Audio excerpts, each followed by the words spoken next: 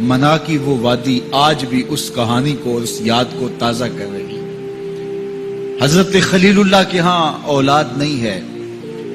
حضرت سارہ کے بعد حضرت ہاجرہ سلام اللہ علیہا سے نکاح فرمایا اور اللہ تعالیٰ نے حضرت ہاجرہ کے بطن سے ایک پیارا بیٹا عطا کیا جس کا نام اسماعیل رکھا۔ لیکن آزمائش یہ آئی، حکم یہ ہوا کہ میرے خلیل اگر مجھ سے محبت کرتے ہو تو اپنے اس بیٹے کو اور اپنی اہلیہ کو وادی غیر ذی زرع میں چھوڑ آؤ، اور اللہ کے حکم کی تعمیل کرتے ہوئے اپنی زوجہ کو اور اپنے نونہال بیٹے کو وہاں چھوڑ آئے۔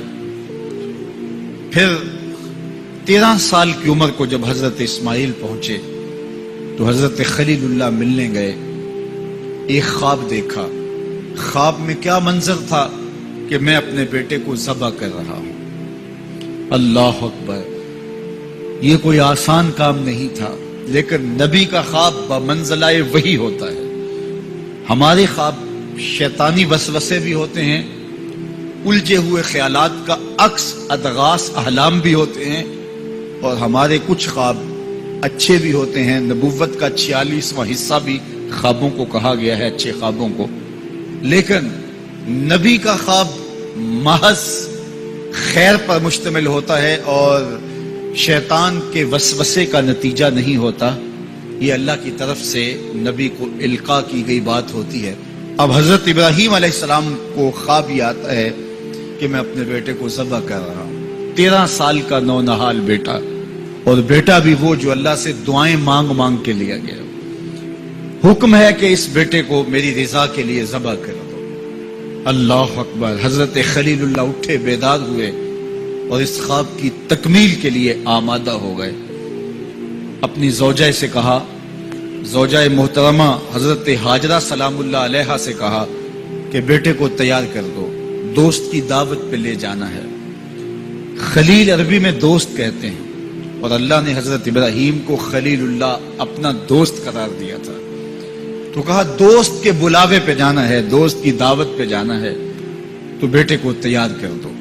حضرت ہاجرہ شہزادے کو تیار کر دیتی ہیں، مانگ سجاتی ہیں، تیل لگاتی ہیں، خوبصورت کپڑے پہناتی ہیں۔ بیٹا تیار ہوتا ہے اور باپ اپنے بیٹے کو لے کر کے منا کی وادی کی جانب بڑھتا ہے۔ شیطان سمجھا کہ یہ موقع کتنا نازک ہے، اور اگر یہ قربانی ہو گئی تو قیامت تک آنے والے لوگوں کے لیے یہ نمونہ ہوگی۔ اتنا بڑا ایثار! تو حضرت ابراہیم کے پاس پہنچا اور کہا، اے خلیل، اے ابراہیم، اللہ کو راضی کرنے کے اور تھوڑے موقع ہیں اور تھوڑے ذریعے ہیں، ضرور بیٹے کو ہی ذبح کر کے اللہ راضی ہوتا ہے؟ تو حضرت خلیل اللہ نے کنکر اٹھا کے اس کو مارتے ہوئے کہا، بھاگ جا یہاں سے، میری گود میں ایک اسماعیل ہے، اگر 1000 اسماعیل بھی ہوتے رب کے حکم پہ قربان کر۔ حضرت اسماعیل کے پاس آیا، تمہارا باپ تمہیں کہاں لے کے جا رہا ہے؟ کہا دوست کی دعوت پہ۔ ان کے دوست نے بلایا ہے، اس دعوت میں ہم جا رہے ہیں۔ کہا نہیں نہیں، تمہیں ذبح کرنا چاہ رہا ہے اور اس کو اللہ کا حکم سمجھ رہا ہے۔ تو آپ نے بھی پتھر اٹھا کے مارا، کہا ہٹ جا میرے راستے سے۔ اسماعیل کے بدن میں ایک جان ہے، لو لو میں بھی جان ہوتی، رب کے حکم پہ قربان کر دیتا۔ ماں کی ممتا بڑی کمزور ہوتی ہے، اولاد کے لیے اس کے جذبات بڑے حساس ہوتے ہیں۔ تو سیدہ ہاجرہ کے پاس آ پہنچا، کہا ہاجرہ، شہزادہ کدھر ہے؟ کہا کہ باپ بیٹے کو لے کر کے دوست کی دعوت پہ گیا ہے۔ کہا کہ وہ تو ذبح کرنے لے جا رہا ہے۔ کہا کوئی سوچ کے بات کر، وہ بیٹے کو ذبح کرے گا جس کو اللہ سے مانگ مانگ کے لیا، بڑھاپے کا سہارا، عصائے پیری، راتوں کے رت جگے سسکیاں، آہیں اور دعائیں اور التجائیں اور تمنائیں اللہ کے حضور کر کر کے رب سے مانگ مانگ کے بیٹا لیا، اور اس کو اپنے ہاتھوں سے ذبح کر دے گا؟ بیٹا تو نالائق بھی ہو تو کوئی باپ اسے ذبح نہیں کرتا۔ یہ بیٹا، اس کی آنکھوں میں تو نور اور چمک اور روشنی نبوت کی نظر آ رہی ہے، بھلا باپ کیسے ذبح کرے گا؟ تو کہا وہ اسے اللہ کا حکم سمجھ رہا ہے. کہا اچھا؟ کہا ہاں. تو حضرت ہاجرہ نے کہا ظالم تو کہیں شیطان تو نہیں ہے؟ میری گود میں آج ایک اسماعیل ہے، اگر رب کا حکم ہے تو 1000 اسماعیل بھی ہوتا تو قربان کر. ماں کی ممتا پہ قربان جائیے، بیٹے کی وفاداری پہ قربان جائیے، اور باپ کی اللہ کے حکم کی تعمیل اور ایثار کے جذبوں پہ قربان جائیے. جب وادی منا میں پہنچے تو حضرت اسماعیل علیہ السلام کو حضرت خلیل اللہ نے کہا یا بنیا، اے میرے بیٹے. کتنا دل آویز لہجہ ہے، کتنا پیار ٹپک رہا ہے. اے میرے بیٹے، میں نے خواب دیکھا ہے. خواب کیا دیکھا ہے؟ کہ میں یہ خواب دیکھ رہا ہوں کہ میں تجھے ذبح کر رہا ہوں. فانظر ماذا ترى، اب تو بتا تیری رائے کیا ہے. باپ بیٹے سے کہے کہ میں تمہیں ذبح کر رہا ہوں تو بیٹے کا انداز کیا ہوگا؟ آج تو باپ کسی بیٹے کو زیادہ محبت سے نواز دے تو دوسرے بیٹے شکایت کو نہ ہو جاتے ہیں کہ ہمارا باپ ظالم ہو گیا ہے. کسی وجہ سے کسی کو ترجیح دے دے، اپنے مال میں سے کسی کو کچھ زیادہ دے دے، اور وہ اس کا اختیاری مال ہو، لیکن اس کے باوجود بھی وہ اپنے چچاؤں کو، عزیزوں کو، رشتہ داروں کو کہتے ہیں جناب ہمارا باپ منصف نہیں رہا، ہمارا باپ زیادتی کر رہا ہے. یار یہاں باپ بیٹے کو کہہ رہا ہے کہ بیٹا میں تجھے ذبح کر رہا ہوں. بیٹے کے تیور نہیں بدلتے. یہ فیضان نظر تھا یا کہ مکتب کی کرامت تھی؟ سکھائے کس نے اسماعیل کو آداب فرزند؟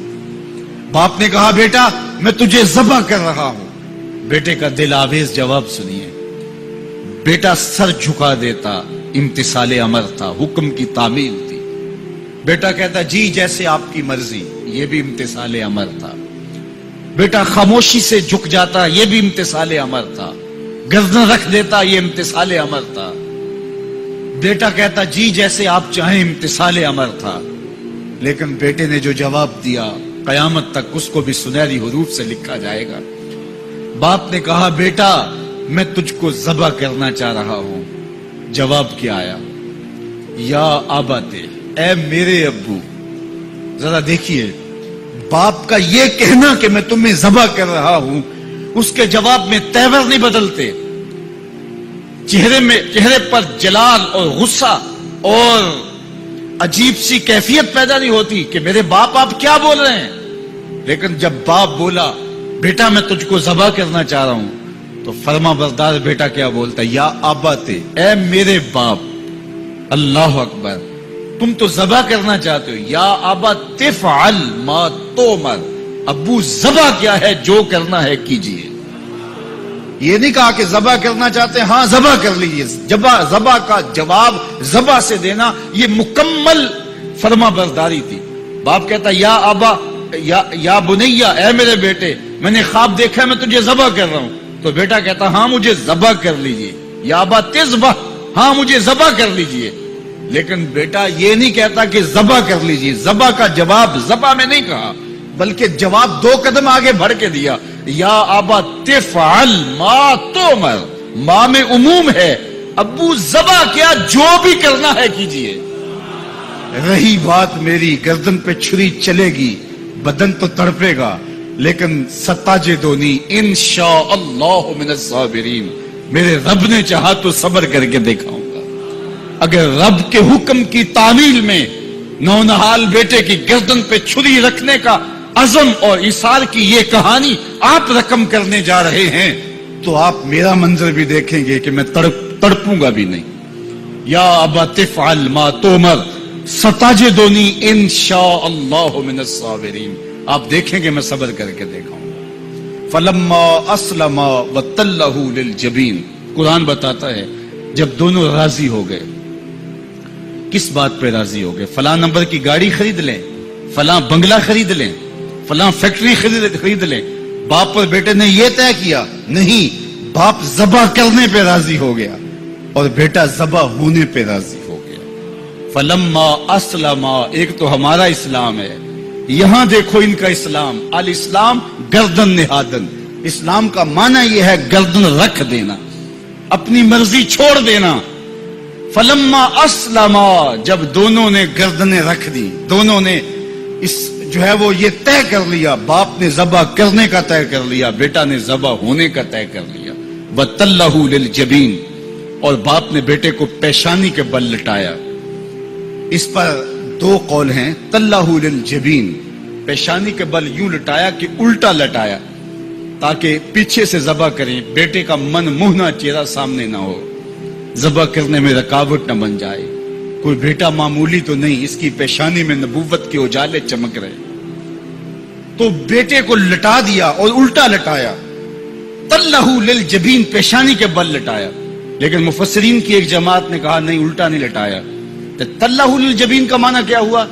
جس طرح ہم آپ جانور کو ذبح کرتے ہیں تو اس کی گردن کو خم دے کے پیچھے زمین پہ لگا دیتے ہیں تاکہ اس کی رگیں تن جائیں اور گردن کھل جائے اور چھری پھیرنے میں آسانی ہو اور جلدی سے جو ہے وہ رگیں کٹ جائیں.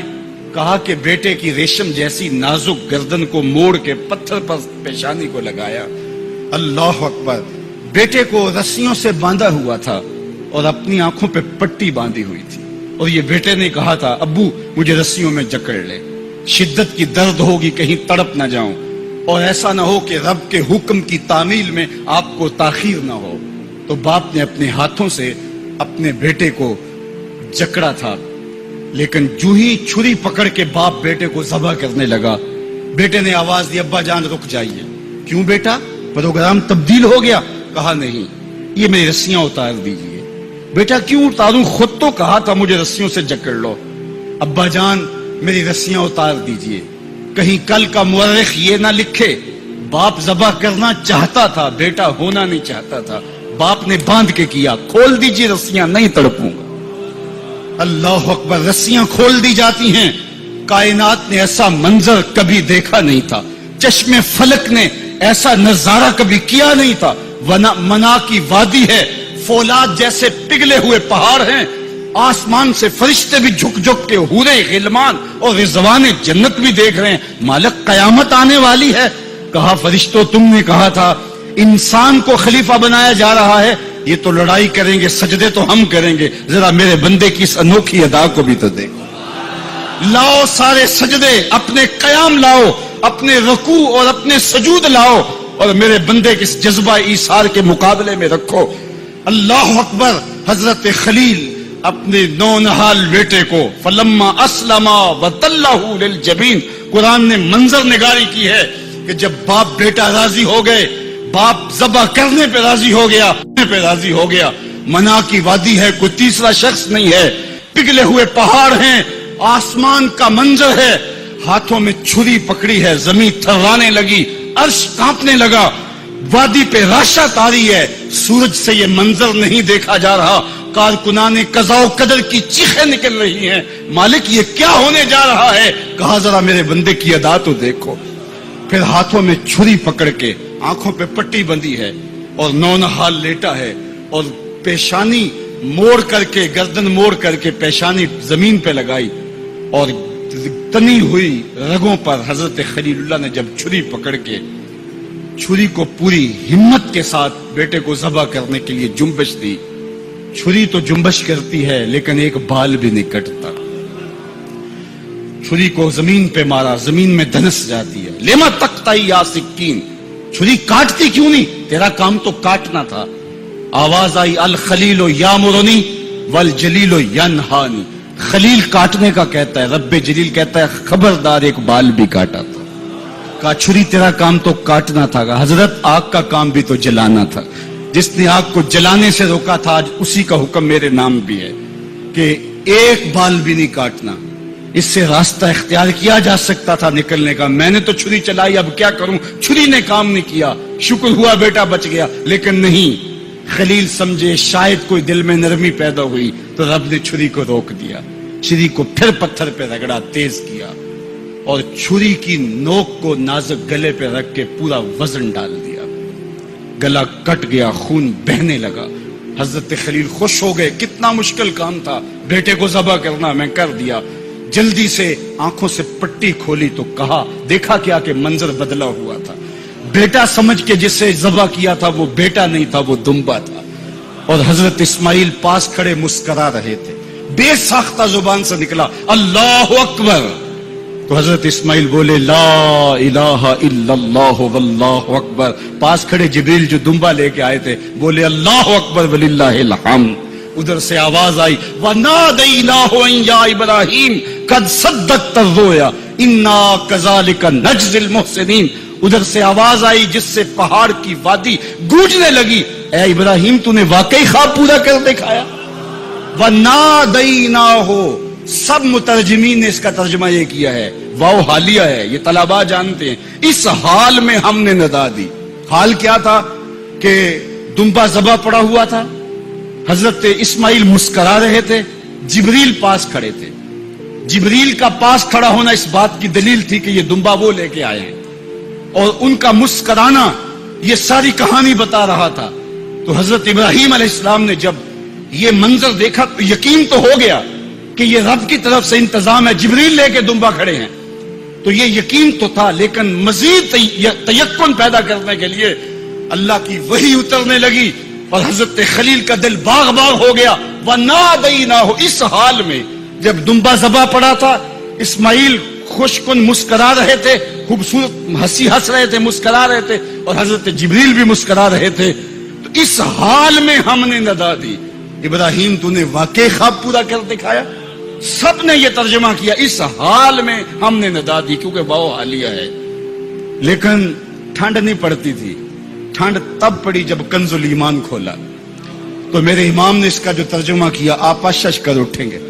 سب نے کہا اس حال میں ہم ندا دی کہ اے ابراہیم تو نے واقعی خواب پورا کر دکھایا.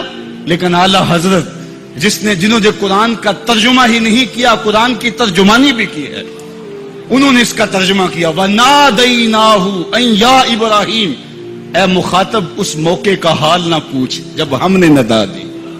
پھر کیا عالم ہوا کہ جب ہم نے آواز دی, یقین تو پہلے ہی پیدا ہو چکا تھا, لیکن جب وادی وحی کے اجالوں سے چمکنے لگی اور ہر سمت وحی کا نور پھیل گیا, پھر کیا حال ہوا حضرت خلیل کا. اے مخاطب پھر اس موقع کا حال نہ پوچھ جب ہم نے ندا دی اے ابراہیم تو نے واقعی خواب پورا کر دکھایا.